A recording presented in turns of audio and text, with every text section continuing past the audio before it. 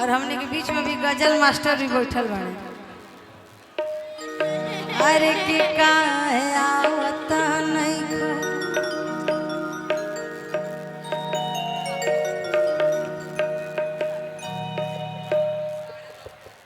कि राह चलीला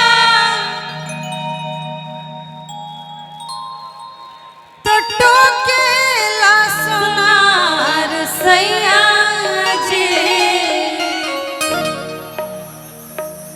कहाँ गए?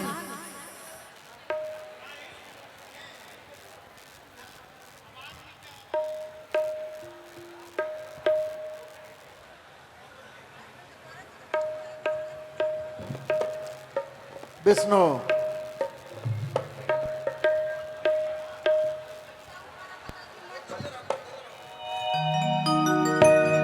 कि राह चलीला तो टोकेला सोनार सैया जी।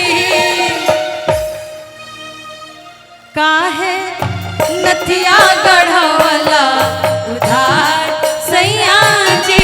काहे नथिया गढ़वला राह चलिला तो टोकेला सोनार सैया जी।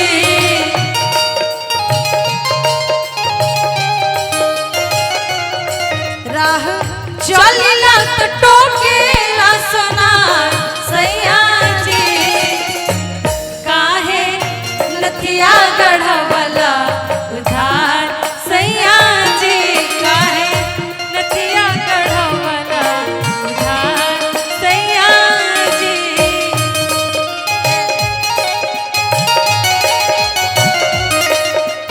नीम पर चढ़ल करैली तो मर जाई का करी। हितवा के बहिनी भइल खेला रही कर भाई का।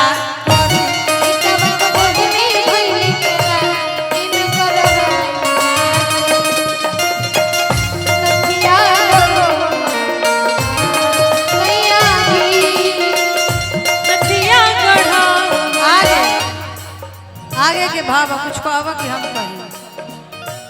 चल धके रहिया चाहे चल धके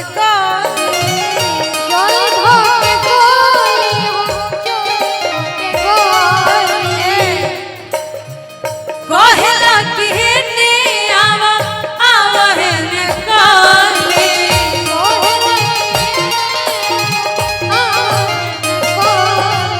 और का कहतरी जदी करत होई हमारा से प्यार सैया जी।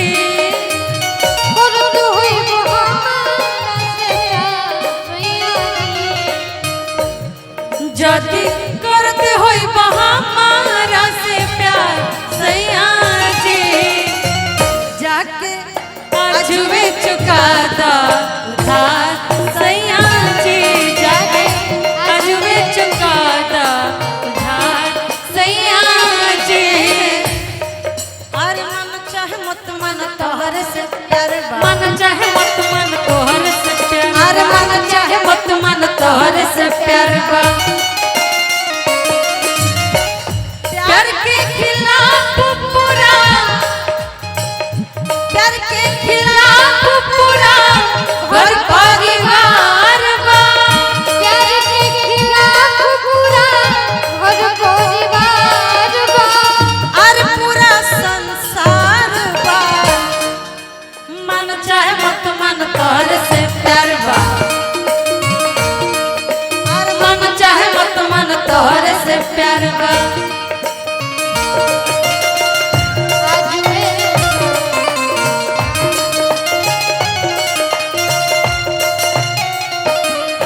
और का मेहरारू कहतरी सची सवारी जब पेनी हम गहना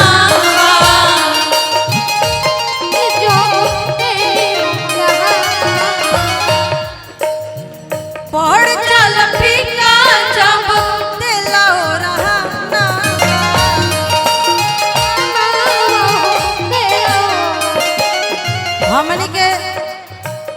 म्यूजिशियन टीम के सदस्य विष्णु भैया जहाँ भी बानी मंच तक आई। ये न कि माहौल खराब होखेला तो आदमी अपन मंच छोड़ के छोड़ी जाला। जहाँ कहीं बने मान लो कि हम कलाकारे बनी साउंड खराब बा तो का हमनी के गाना बजने छोड़ के घरे थोड़ी चल जा, वही में आदमी के मैनेज करे के पड़ेला। सज सवारी जब पहले हम गहना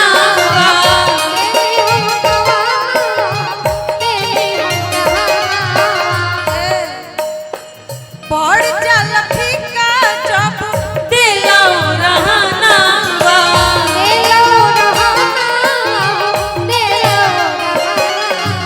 और का कहतरी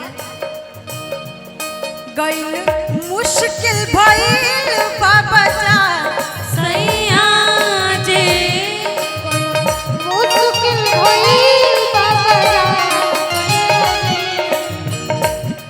हमारे जर जातड़ी से कपाल सैया जे काहे रतिया गढ़वला सैया नथिया गढ़वला उधार सैया जे नथिया गढ़वला उधार सैया